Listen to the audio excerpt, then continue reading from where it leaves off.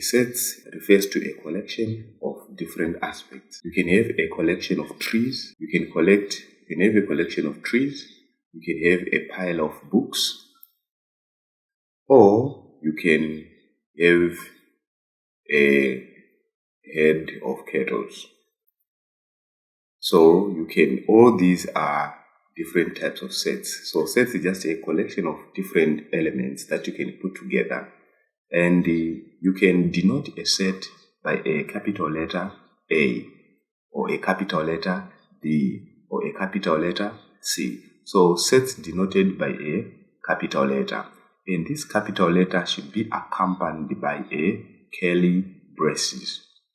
So as you can see here, I have actually created a set. And this set is called set A, which is equals to a set of empty elements. So this is an empty set. There is nothing inside this set.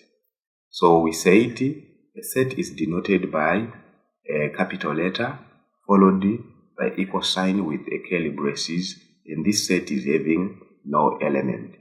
So when we talk of elements inside a set, for example, let us say we are having a set B equals to is having 1, 2, 3 elements. So as you can see, data inside the set are called elements, and in this case here, we are having 3 elements.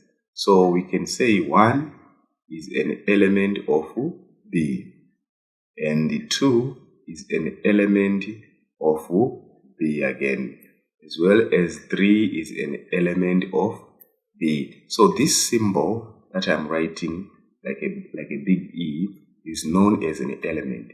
An element represents each entity or each data found in a set. It is called an element. How many elements do we have in this set B?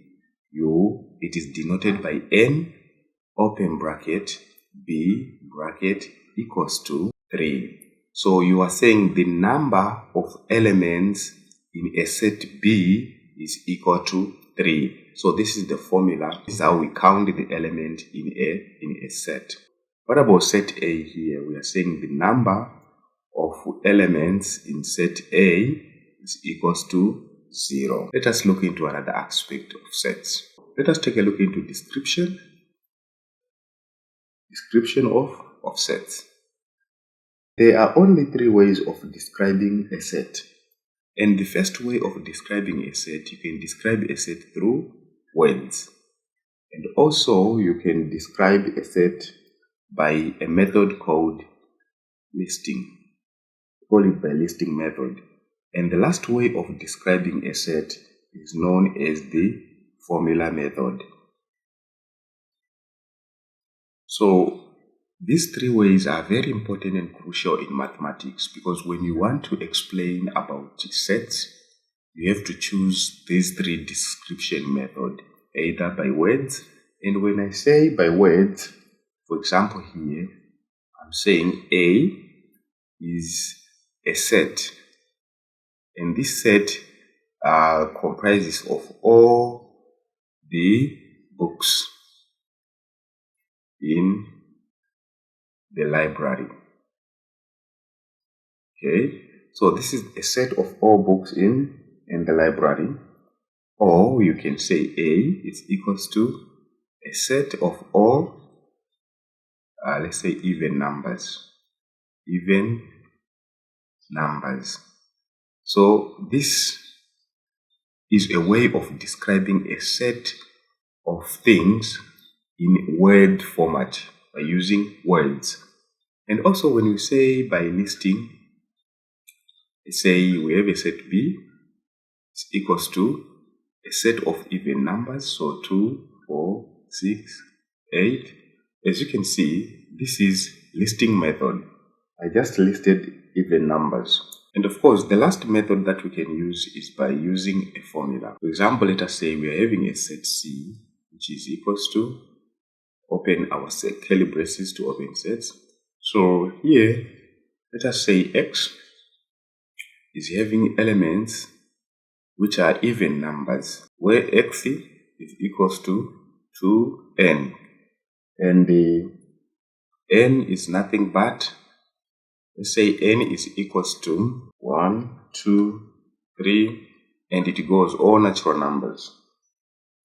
So you find out that in this set here, x is an even number here, because as long as you put 1, you get 2, you put 2, 4, as we are multiplying by 2 here. So this is a formula. So in sets, you can have words, you can have listing, you can have the formula method. Whichever way you choose, it will assist you to describe any type of set that you're having. Okay, let us dive into another subject. So how many types of sets do we have? Types of sets. And in type of sets, we have what we call the finite set, finite set. So finite set, it means you can count all the elements, meaning all elements in finite set, all elements can be counted. E.g., you can count elements within a finite set. For example, you can have a set with 1, 2, 3, and maybe it ends at 6. So there is an end on finite set. It is not infinity, but it is finite. It ends somewhere. And of course, we have infinity sets. In this infinity set, all elements here, all elements, and say the elements are the data which is found inside the set. Here now cannot be counted. You can't count these elements. Cannot be counted. It is infinity. For example, you can have A equals to 1, 2, 3, 4, and it continues without an end. This is infinity set. And the last one, everyone is familiar with it, is called an empty set. Okay. So in empty set, it is just an empty set. It is a set with nothing inside, with no element. Okay. A set with no element in it. There's nothing inside that set. For example, we can have a set, let us call it a set B. So this is an empty set. A set which is empty is called empty set. Infinity set is a set in which all elements cannot be counted. It is continuous, and also finite set, a finite set in which all elements can be counted. So these are 3 types of sets that I'm having currently. Now we need to take a look into comparison of sets. So when we are comparing sets, for example, if the number of set B is equals to the number of set A, then we can say it means set A and set B are equivalent. It's very important to take note of. So there are sometimes you are asked to compare 2 sets and explain whether the 2 sets are equal or not. You have to just compare the number of elements. For example, you might find here there's A, there's B, there's C, there's D, and also on another set B, you are having 1, 2, 3, and 4. You just consider the elements. As you can see here, on a set A, there is set A, we are having 4 elements, and the number of elements in B also is 4. Therefore, set A is equals to set B. So they are equivalent. So this is how equivalent. So this is how we determine. This is how we determine equivalent sets. They are just determined by the total number of elements inside. Okay, let us take a look into the last area, that we are going to talk about in this video. Let's take a look into subsets. Subsets. A subset is just denoted by a letter C, a big C. For example, when we say B is a subset of A, we are saying A is equals to, let us say, 1, 2, 3, and 4. Then now, set B is equals to 1, 2, and 3. It means all the elements in B are found in A. Therefore, B is a subset of A because all the elements in B are found in A. Subsets, how many subsets can we form with A? How do we know the total number of subsets that can be formed? We use a formula 2n, and 2n is a formula to denote number of subsets that can be formed, either 20, 15.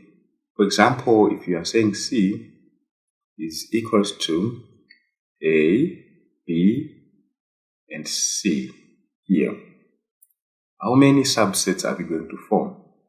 We are going to form 2 power n is equals to 2. And remember, n here, n represent elements in a set. So n, the value n, it represents the number of elements in a set. In this case, we are having 3 elements, so it will be power 3, which is equals to 8. So set C here is going to have 80 subsets. So let us go and check there. So we are having set C with the elements A, B, and C. And a subset, we say the n represent elements. So we are going to say 2 power 3, we say the 8. So we want to demonstrate if you are going to get a total number of subsets 8. In this case, we start with an empty set, then followed the first element, then the second element, then third element, then we say A and B, 2 elements, then A and C, 3 elements, then B and C, then of course A, B, and C. So 1, 2, 3, 4, 5, 6, 7, 8. All these are the number of subsets that you can come up with.